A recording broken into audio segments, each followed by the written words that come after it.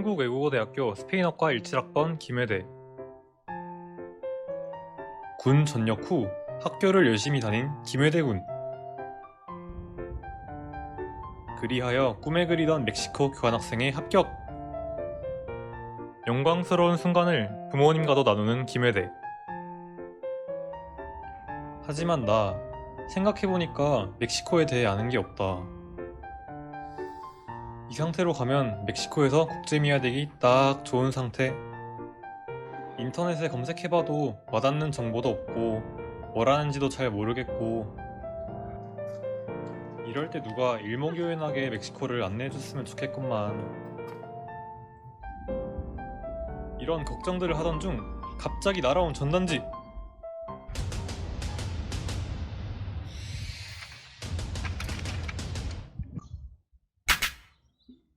멕시코에 대한 모든 것을 알려드립니다. 와, 진짜 어떤 생각이었냐면은 진짜 살았다. 아, 나 멕시코 갈 수 있겠구나. 약간 뭐랄까 비유하자면은 약간 한 줄기 빛. 멕시코 향후에 여기 맞나?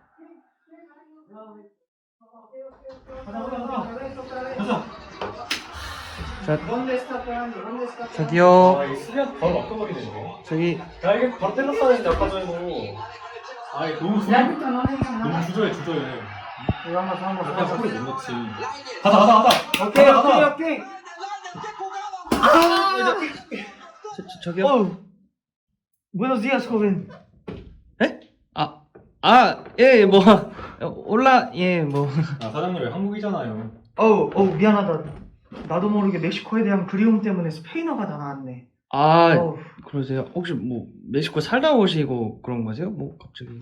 그치. 나는 2살 때부터 30년 동안 멕시코에서 살다 왔지. 내 고향이나 마찬가지고 내 마음 한켠에는 언제나 멕시코가 자리 잡고 있어. 그래서 한국에서 한국 친구들에게 멕시코를 소개해주는 일을 하고 있지. 제가 그 전단지 그거 보고 왔었거든요. 아. 멕시코에 대해서 좀 알려주신다 하셔가지고. 예. 아저씨는 그럼 멕시코 몇 년 살다 오셨어요? 나 가본 적 없는데? 에? 나 알바몬 보고 들어왔어. 일단은 사장님이 시급을 많이 준다 그랬고요. 그리고 스페인어를 좀 알려준다고 하셨는데 아직까지는 올라 깼달 말고는 제가 알고 있는 단어가 없어요. 젊은 양반. 전단지를 보고 우리를 찾아왔다고? 네. 실은 제가 내년에 멕시코로 교환학생을 가거든요. 제가 나름 한국외대 스페인어과에 다니는데도 막상 생각해보니까 멕시코에 대해서 아는 게 많이 없더라고요. 전단지 봤는데 멕시코 생활의 모든 걸 알려준다. 그러셔가지고 찾아오게 됐어요, 이렇게. 그건 또 내 전문이지. 어디 멕시코 수업을 한번 시작해볼까? 네.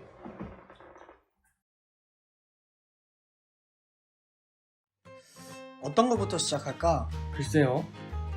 사실 그 해외 같은 곳 가면은 제일 신경 써야 할 게 먹을거리잖아요. 근데 멕시코 음식이 잘 맞을지 모르겠네요. No te preocupes. 멕시코의 음식은 거의 완벽에 가깝다고 볼 수 있지. 멕시코 음식의 기본은 옥수수야. 옥수수를 이용한 대표적인 음식으로는 또띠아가 있지. 오늘날의 또띠아는 크게 밀가루로 만든 또띠아와 옥수수로 만든 또띠아로 구분되지만 또띠아가 본래 옥수수로 만들어진 반죽이지.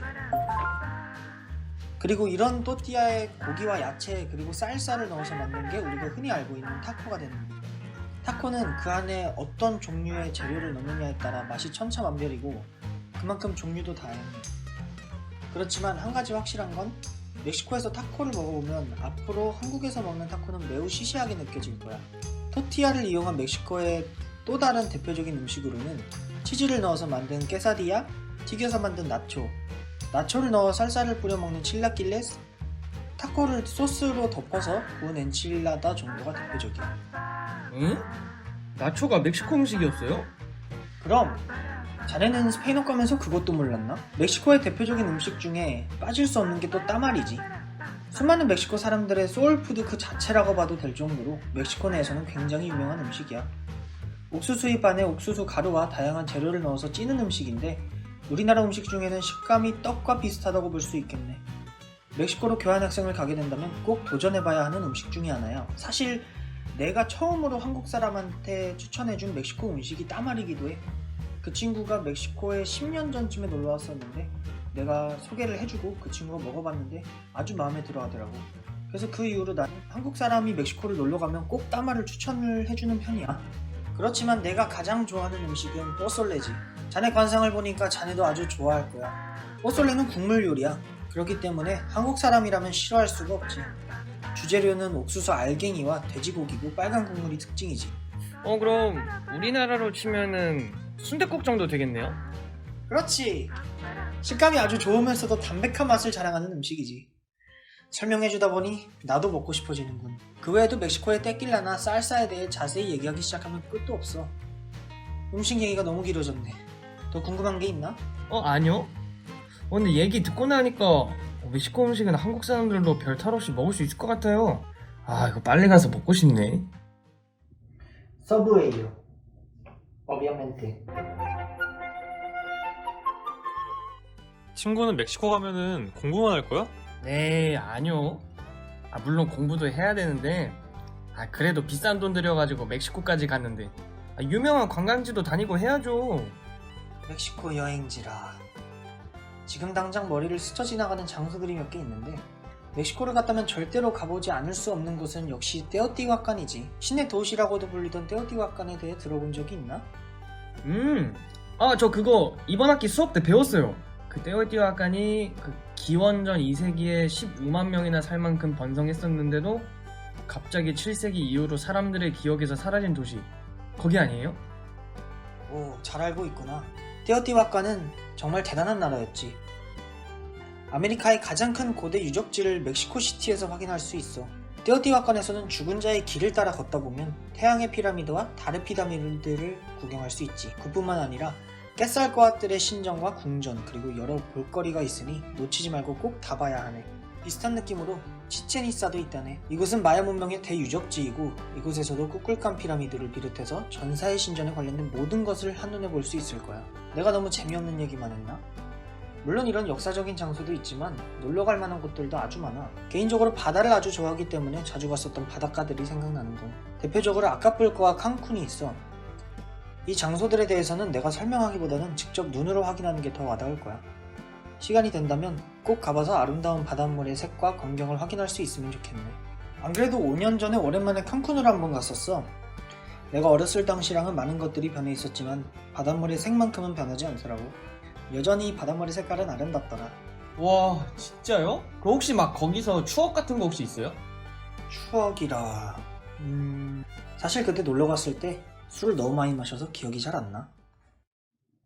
Nunca. Obviamente. 이렇게 들으니까 멕시코 너무 가고 싶다. 근데 제가 솔직히 말해서 하나 걱정되는 게 있는 게 그 멕시코 가면은 인종차별이 조금 있을까요? 인종차별, 그거에 대한 거라면 또 할 말이 많지. 인종차별, 처음엔 받아들이기 쉽지 않겠지만 분명 존재하기는 하지. 나는 어렸을 때부터 그곳에 살았기 때문에 비교적 덜 당했음에도 불구하고 기억에 남는 사건들이 몇 개 있어. 내가 살던 당시에는 지금보다도 인종차별이 훨씬 심했어. 동양인이 지나가면 쳐다보거나 눈을 찢는 행위를 하는 것은 물론이고 스페인어를 알아듣지 못할 거라고 생각하여 다들리게 놀리거나 비하하는 발언도 서슴지 않고 했었지. 진짜요? 어떤 일들이 있었는데요? 내가 멕시코에 있었을 때 아파트에 살았었어. 그 앞에 단지 안에는 영화관, 수영장, 헬스장, 당구장 같은 시설이 마련돼 있었지. 동양인들이 그런 곳을 이용하려고 하면 불편한 기색을 드러내는 사람들이 종종 있었어. 한 번은 나랑 우리 형이랑 몇몇 멕시코 친구들이 수영하기 위해 수영장을 갔는데 두 아이가 있더라고. 우리가 들어가려고 하니까 그 둘은 수영장 밖으로 나가서 각자 부모님께 귓속말로 무슨 이야기를 하는 거야. 그 이후에 그 부모들이 우리한테 와서 본인 자녀들이 조금만 더 수영하고 나올 건데 그때까지만 나가 있어주면 안 되냐고 물어보더라고. 나는 너무 부끄럽고 상처받아서 수영장을 나가려고 했는데 내 친구들이 그분들한테 엄청 뭐라고 하면서 지켜주더라고. 친구들한테는 정말 고마웠지만 그래도 기분은 많이 안 좋아. 이런 식으로 나는 어렸을 때 인종차별을 당하면서 자라다 보니까 어느 순간부터는 좀 무뎌지더라고. 그렇다면은 만약에 멕시코에 가서 인종차별을 당한다면은 어떻게 하면 될까요? 일단 가기 전에 스페인어 공부를 열심히 해서 그 사람들한테 네가 스페인어를 할 수 있다는 걸 보여주는 게 가장 중요한 것 같아. 스페인어를 잘하는 모습을 보여주면 그 나라 사람들도 더 친근하게 다가오기 편할 거야. 그리고 내가 멕시코에 오랜 기간 살면서 수많은 동양인 유학생들을 봐왔는데 인종차별을 당할 수도 있다는 사실 때문에 과하게 방어적이거나 차갑게 행동을 할 때가 있더라고. 계속 언급해왔지만 모두가 인종차별을 하는 것도 아니고 요즘에는 훨씬 줄었기 때문에 만약 멕시코뿐만 아니라 다른 해외 나라들을 가게 되더라도 항상 친절하고 친구처럼 사람들을 대하면 분명 상대방도 친절하게 대해줄 거야. 물론 우리도 그들에 대한 편견을 가지면 안 되겠지? 이거 회장님이 말씀하지 말라고 하셨는데 제가 처음 오니까 웬 한국인이 왔냐고 뭐라 하시더라고요. 아니 그 사실은 그 공고에 멕시칸 온리라고 적혀있긴 했어요.